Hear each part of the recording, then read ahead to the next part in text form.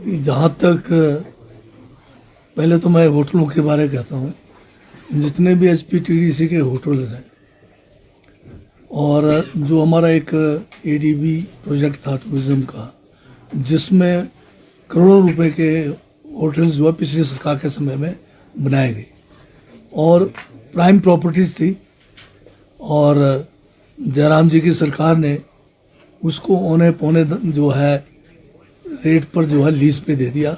बहुत बड़ा नुकसान उसका कराया। जहाँ तक ये 18 होटल्स जिसको अभी माननीय जो है हाई कोर्ट ने बंद करने के आदेश दिए हैं, मैं समझता हूँ कि इस आदेश के बारे हमें जो है गंभीरता से आगे विचार करने की ज़रूरत है। हमें आगे कानूनी जो भी सहायता मिल सकती है उसके लिए जाएंगे, क्योंकि इनमें से ज़्यादातर होटल्स हैं प्राइम लोकेशन पे सिचुएटेड है, और अगर किसी जगह पे 40% ऑक्यूपेंसी हो रहा है तो पूरे साल में 100% ऑक्यूपेंसीज होटलों में कभी भी नहीं होता, क्योंकि हमारे प्रदेश में जो है विंटर टूरिज्म अलग है, समर अलग है, मॉनसून अलग है, तो कई जो है सीजन्स में कम और ज़्यादा होता है। परंतु मुझे समझ नहीं आया कि अब जो बिजनेस करना है या जो कॉरपोरेशन चलाने हैं उसको भी अगर हम किसी कोर्ट के आदेश से बंद करेंगे तो जो हमारे एम्प्लॉयज़ हैं उनका मतलब कैसे हम उनको तनख्वाह दे पाएंगे। अब जबकि ये होटल्स जो है ऐसे समय में बने प्रदेश में जब हिमाचल में टूरिज्म को बढ़ावा देने की ज़रूरत थी, और इन होटल्स का बहुत ज़्यादा योगदान रहा है उन इलाकों में टूरिज्म को बढ़ावा देने के लिए और उस इलाके के लोगों को रोज़गार देने में। तो ये जो है इसके ऊपर हम विचार करेंगे, और जहाँ कोई कमी है उसको दुरुस्त करके इनको जो है बढ़िया तरीके से चलाने की ज़रूरत है।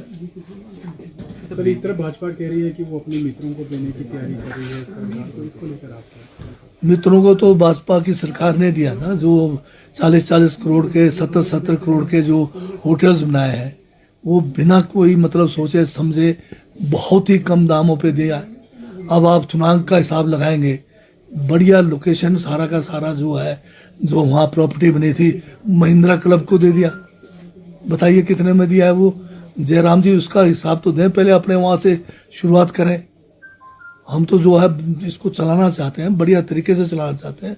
हमने तो जो है वाइल्ड फ्लावर जो है हॉल है उसको भी वापस कोर्ट के में जाकर अपनी दलीलें रखकर अपने फेवर में किया है। हम तो हिमाचल में टूरिज्म को बढ़ावा देना चाहते हैं, और जो हमारे एसेट्स हैं हम उन एसेट्स को जो है एक धरोहर के रूप में रखना चाहते हैं। अब चायल है हमारा मशहूर है, आप उसको क्यों बेचने की बात सोच रहे हो? नहीं, एक बात तो आपको ये समझना चाहिए कि बीजेपी जो है सिर्फ एक काम कर रही है हिमाचल प्रदेश में। वो जो है देखना चाहते हैं कि हिमाचल जो है आर्थिक रूप से भी कंगाल हो जाए, और जो है लोकतांत्रिक तरीके से चुनी हुई सरकार को किस तरह से वो गिराए। अब जो इनका ऑपरेशन लोटस था वो फेल हो गया।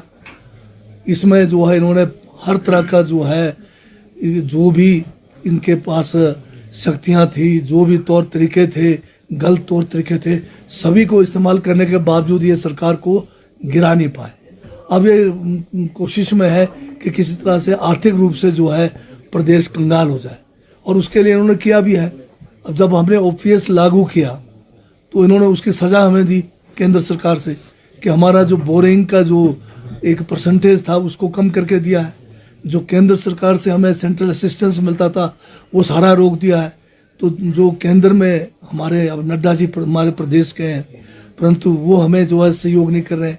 जयराम जी तो इसलिए खुश हैं कि जो है कांग्रेस को कहीं ना कहीं किसी न किसी तरह से कटघरे पे खड़ा करें और जो है गिराए, पर इनके सारे इरादे जो है सब खत्म है। ना ये सरकार को गिरा सके, ना जो है हमें आर्थिक रूप से कंगाल कर पाए, क्योंकि हिमाचल प्रदेश ने अपने जो है कांग्रेस की सरकार ने जो भी गारंटियां हमने जो है चुनाव में दिए थे, हम जो है क्रमबद्ध तरीके से उसको जो है लागू कर रहे हैं। बड़ी गारंटियां हमारी पूरी हो गई है। OPS का हमारा गारंटी पूरा हो गया है। हमारा जो है युवाओं को रोजगार देना है, 2 साल में हमने वो इतने रोजगार दिए जितना भाजपा ने 5 साल में नहीं दिया। तीसरी गारंटी महिलाओं को जो 1500 रुपये जो हमने एक समान राशि देने की बात की है, आज उसी को जो है इन्होंने जो है हरियाणा में, इसी को महाराष्ट्र में, इसी को झारखंड में इन्होंने उतारा है। अगर हमारी स्कीमें खराब थी तो ये क्यों इसको रेप्लिकेट कर रहे हैं दूसरे स्टेट्स में। हाँ, ये अलग बात है कि हमें जो केंद्र सरकार एक सौतेला व्यवहार करने के कारण हमें कुछ आर्थिक तंगी है,